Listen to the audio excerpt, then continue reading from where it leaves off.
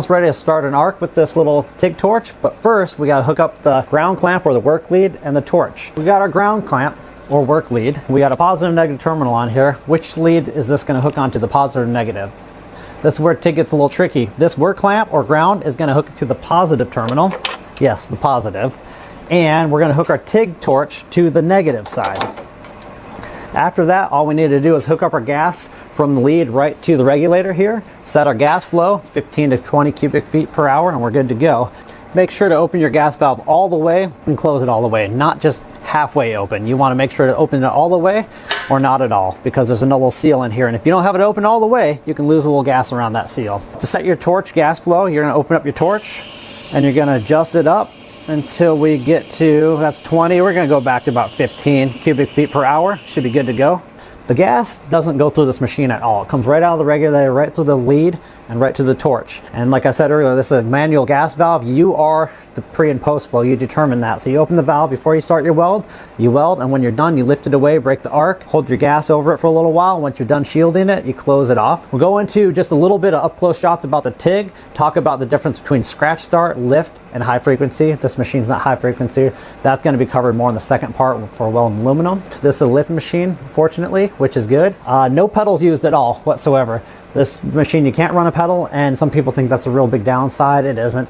On DC, you weld stainless steel and steel. You really don't have to adjust your amperage other than dialing in on the front of the panel. Kind of like your stick welding. You set your amperage right, you're good to go. You don't really need to vary the pedal unless you're welding aluminum on an AC/DC machine. This is a DC only. I just moved the machine off the table and a ways away. It's still off. Keep in mind where the louvers are on the side, because just actually having the fan blowing across your work table from the welder can be enough to blow your shielding gas away from your work. If it blows your shielding gas away from your work, it will have a really nasty looking like brown city welds. That's bad gas coverage. Or sparks. You don't want sparks with TIG. It's really not like that. It's not like MIG or stick with sparks flying everywhere. It's very quiet, very clean. It's a really neat process. Time consuming, but pretty neat. We're going to go into metal cleanup in a moment, but first I want to talk about lift and scratch machines. This is actually a lift machine, which is a little nicer than a scratch. This machine's off, granted. That's why I can touch the tungsten without it arcing.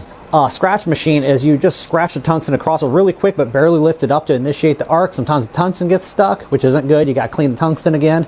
Those are your basic crude, basically a stick machine, like an old AC buzz box if you hook a TIG torch to it. This is a lift machine, which is a lot cleaner. Basically, you touch the tungsten down. As soon as you lift it off to the height you want to TIG weld, it initiates an arc. A lot nicer. To break it, you just kind of roll it back and pull it away for a moment and bring it back in for a little bit of gas coverage. Once you have enough gas coverage and it cooled down, you turn off the torch. So one of the final things I want to talk about before you actually start an arc is clean, clean, clean. I always heard a bunch about, oh, aluminum has to be spotless to weld. Yeah, it should be clean, but it almost feels a little more forgiving to me than steel. Granted, both aluminum and steel both need to be clean, clean, clean. So on steel, I'm going to take a flat wheel here. We're going to grind all the mill slag off. You don't want paint, you don't want rust, you want mill slag. You don't want any of that on there because it's going to create little sparks. If you're seeing sparks, you probably got mill slag.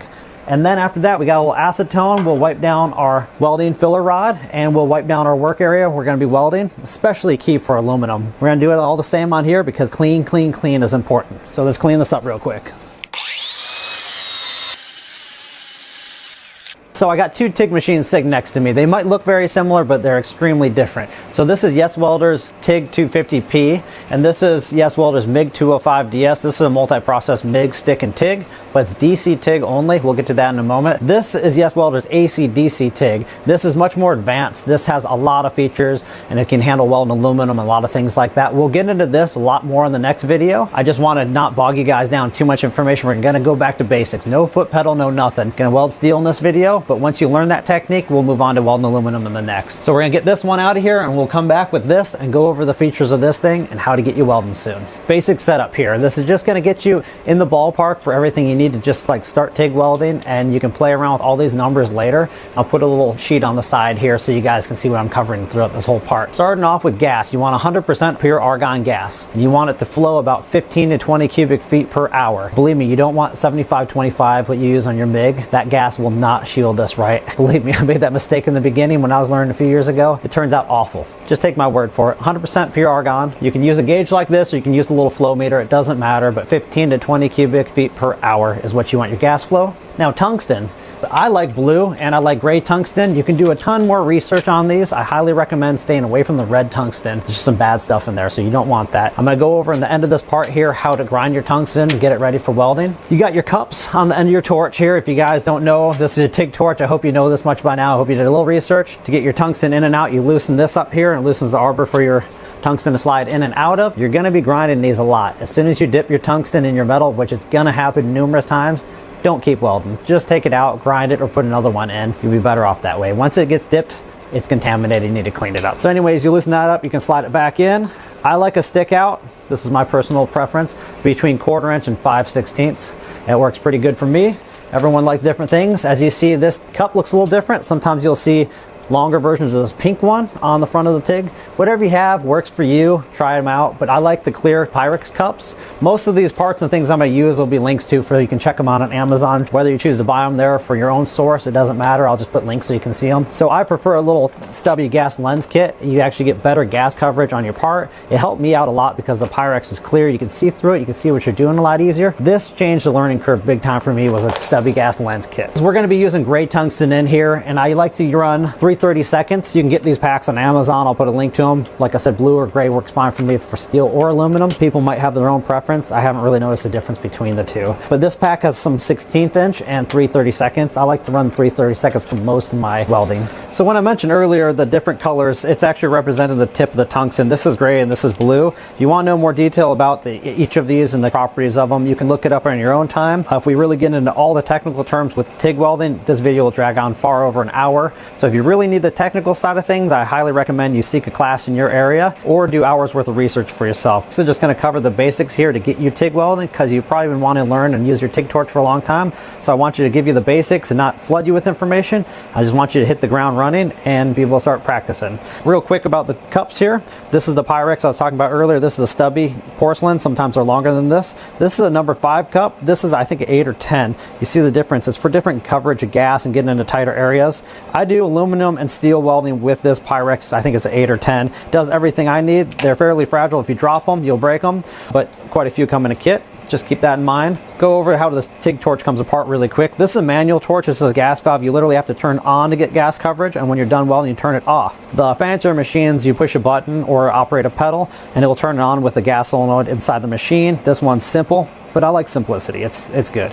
So we're going to take this apart real quick so you know how to change your tungsten. You can loosen this up right here, and you can slide the tungsten in and out of the collet. We're going to take the whole torch apart so you can see. And if you're welding in a tight area, these kits all come with stubbier caps, and there's even one that's only about that long, really short. So we'll take this thing apart here. This comes off the back. There's your tungsten. You can slide it out either way. This is your collet. That tightens down on it. We'll go over that a little more in a moment. Here's your stubby gas lens. That's just held on with an O-ring. So there's your lens. It's a little stainless steel mesh in here. This provides a lot better gas flow if you get a stubby gas lens kit. So there's the torch body there. This is your collet. It goes into here, and this is your end cap. When you tighten this down, it actually pushes that collet there and squeezes it down the tungsten so it can't slide. That's how you adjust your distance on your stick out on your tungsten. Now let's take this thing out, and I'll show you guys what you're going to shoot for grinding these things, and we'll fire up the torch and start welding. All right, get into the grinding section. So here is the tungsten. On the right, of course, is the sharpened one. It's maybe a little under 1/4 inch, probably more like 3/16. And this is 330 seconds tungsten. The one on the right, of course, is ground. The one on the left is a blunt one that's brand new. So we're gonna get to grinding here. We'll go over to the grinder and I'll show you what you're looking for.